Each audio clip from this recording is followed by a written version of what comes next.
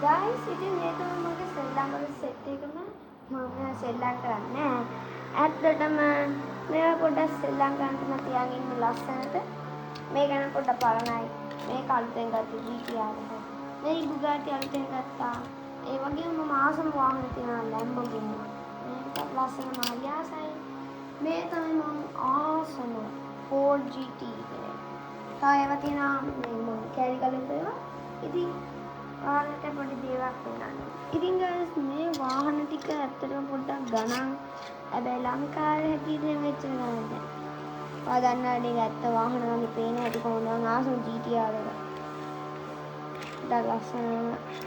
ඉතින් ඇත්තටම මම මේක ඇත්තටම අප්ඩේට් කරලා තියෙන සෑහෙන්න. පළවෙනි අප්ඩේට් එක තමයි මම මේකේ වීල් එක අප්ඩේට් කරා. මේකේ වීල් එක තිබ්බේ මෙන්න මේ විදියට.